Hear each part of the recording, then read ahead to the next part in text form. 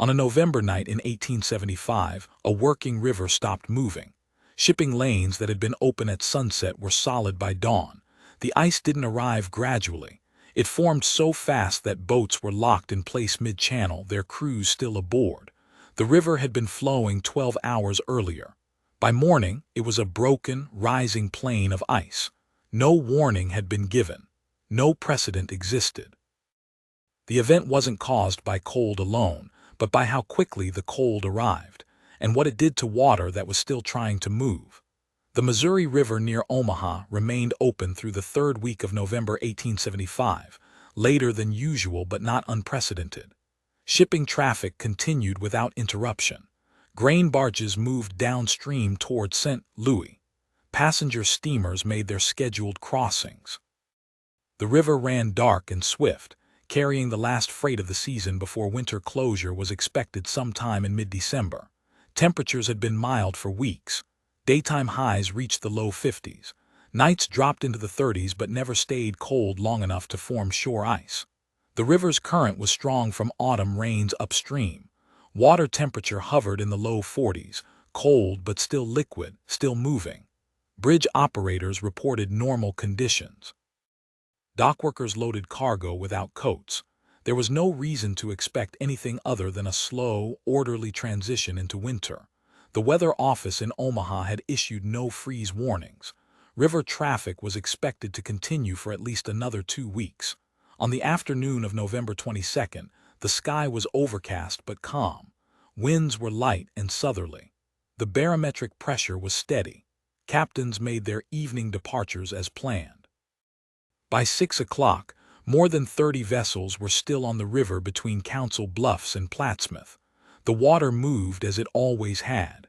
There was no sign of what the night would bring. Sometime after 8 o'clock that evening, the wind direction reversed. The shift was sudden and total. Southerly breezes that had held for days were replaced within minutes by a sustained north wind, cold and dry, originating from the Canadian plains. The temperature, which had been holding near 40 degrees, began to fall. By 9 o'clock it had dropped to 32. By 10, it was 26. By midnight, 18. The rate of decline was faster than any observer in the region had recorded. The wind did not gust. It blew steadily, without variation, pulling heat from every exposed surface. At the same time, the cloud cover that had insulated the valley throughout the day began to break apart. By 11 o'clock, the sky over the river was clear. Radiational cooling began immediately. Heat trapped by the clouds during the day escaped into the atmosphere. The ground temperature dropped faster than the air. The river, still moving, began to lose thermal energy to the air above it and the wind moving across it. Moisture in the air, which had been moderate all day, condensed rapidly as temperatures fell. Frost formed on railings, on pilings, on the decks of boats. The humidity that had seemed benign in daylight now thickened the air, creating conditions perfect for rapid ice nucleation. By 1 in the morning, the temperature had fallen to 12 degrees. The wind continued. The sky remained clear. The river, still flowing, was now colder than the freezing point of fresh water, but motion alone kept it liquid. That would not last. Ice began forming near the riverbanks first, in the shallows where the current was weakest. Thin plates of fraisal ice appeared on the surface, small and delicate, carried along by the flow. Within an hour, the fraisal thickened. The plates began to collide and bond. Slush accumulated in eddies and along the inside bends of the river where water slowed. But the main channel remained open. The current was still strong enough to prevent surface ice from stabilizing. Captains who were awake noticed the change. The river's sound had altered. The usual rush of water was muted, softened by the presence of ice crystals moving beneath the surface. Some vessels began to feel resistance. Paddle wheels turned more slowly. Hulls scraped against submerged ice that hadn't been there an hour before. By 2:30 in the morning, the slush in the shallows had consolidated into solid sheets. Ice extended 10 feet from the western bank, 20 feet from the eastern. The main channel narrowed. Flow velocity increased in the center as water was forced into a smaller cross-section. That acceleration should have prevented freezing. It didn't. The temperature had now reached 8 degrees. The wind had not slowed. Fraser ice in the main channel began to accumulate faster than the current could disperse it. Plates collided and interlocked. Slush thickened into semi-solid masses. The ice was not forming from the top down in smooth layers, but from within the water column itself, chaotic and uneven. By 3 o'clock, sections of the river were no longer moving. Ice had jammed against bridge piers, creating temporary dams. Water backed up behind them, slowed and froze in place. Upstream, the river was still flowing, but downstream it had stopped. Boats caught between these zones were trapped. Their engines continued to turn, but the water around them had become too thick to navigate. Some captains tried to reverse course. They found the river behind them had already closed. By 4 in the morning, ice jams had formed at 3 separate locations between Omaha and Plattsmouth. The largest was near the railroad bridge south of the city, where a cluster of barges had been caught in the initial freeze and now served as anchors for additional ice. Water flowing from upstream collided with the blockage and had nowhere to go. The river began to rise. Ice chunks, some as large as wagon beds, piled on top of one another, forced upward by the pressure of water still arriving from behind. The jam grew vertically, a jagged, unstable wall of frozen mass. Flooding began not from overflow but from displacement. Water forced out of its normal channel spread into low-lying areas along the western bank. It moved slowly, thickened by slush, and froze as it spread. Fields that had been dry at sunset were covered in inches of ice-laden water by dawn. The flooding was cold and silent. There was no roar of a spring torrent, only the steady creep of freezing liquid across frozen ground. At the bridge, the pressure from the ice jam began to stress the wooden piers. The structure had been built to withstand summer floods and winter ice, but not the combination of both occurring simultaneously. Ice shoved against the supports with the force of the entire upstream flow behind it. Timbers cracked. One pier shifted 6 inches to the east. The bridge remained standing, but inspectors would later declare it unsafe. Boats trapped in the ice were damaged unevenly. Some were simply held in place, their hulls intact but immobile. Others were crushed as ice shifted and compacted. Wooden planking splintered. Paddle wheels were bent. One steamer, locked between 2 ice floes, listed 15 degrees to starboard as the ice beneath it rose and buckled. Crews abandoned vessels and walked across the frozen surface to shore. By the time the sun rose at 6:40, the river was unrecognizable. What had been a navigable waterway 12 hours earlier was now a broken, elevated plain of ice, motionless and impassable.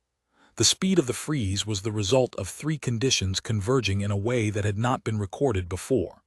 The first was radiational cooling. After sunset, heat accumulated in the valley during the day began to escape into the clear night sky. Without cloud cover to reflect warmth back toward the surface, ground temperatures dropped rapidly. The river, already cold from weeks of autumn weather, lost heat faster than it could be replenished by upstream flow. The second condition was the arrival of an Arctic air mass. The high-pressure system that moved south from Canada brought air temperatures far below freezing, but more importantly, it brought extremely dry air. Dry air has a lower heat capacity than moist air, meaning it cools surfaces more efficiently. The wind, blowing steadily at 15 to 20 miles per hour, accelerated heat loss through convection, stripping warmth from the river's surface faster than turbulence could bring warmer water up from below. The third condition involved the river itself. Moving water does not freeze easily. Turbulence disrupts ice crystal formation. Current prevents surface ice from stabilizing. But the Missouri in late November was not moving as fast as it had been in summer. Flow velocity had decreased as autumn rains tapered off. The river was still above freezing at depth, but the surface layer, exposed to wind and radiational cooling, dropped below 32 degrees while still in motion. Fraser ice, tiny crystals suspended in the water column, began to form.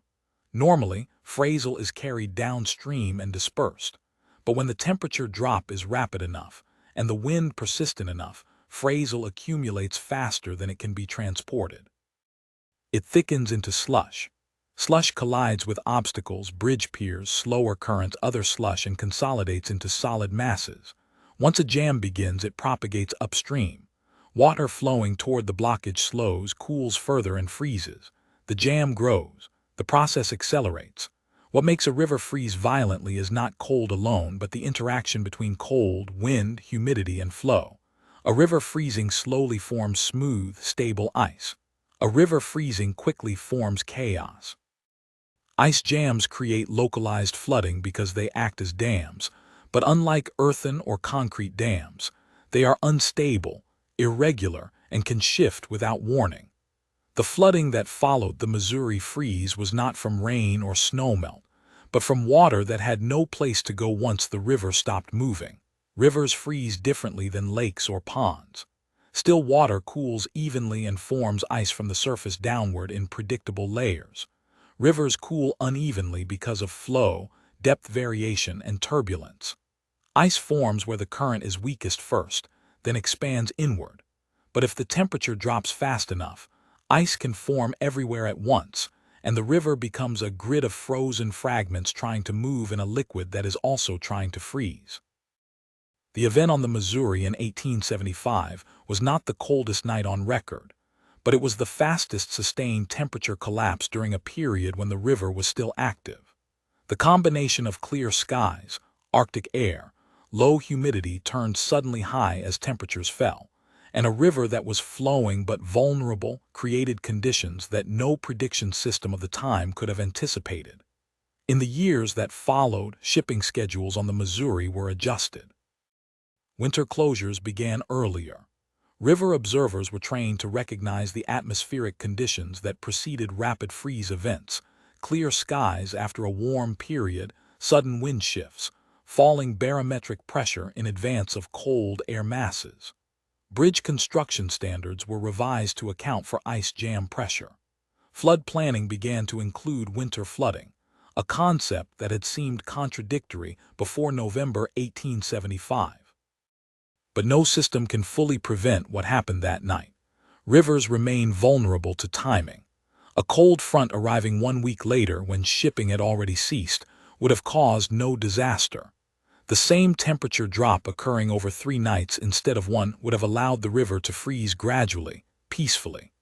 The destruction came not from the intensity of the cold, but from how quickly it arrived, and how unready the river was to stop moving. The ice that formed that night remained in place until late March. When it finally broke apart, it did so slowly in sections, without the violence of its creation. The river returned. Traffic resumed.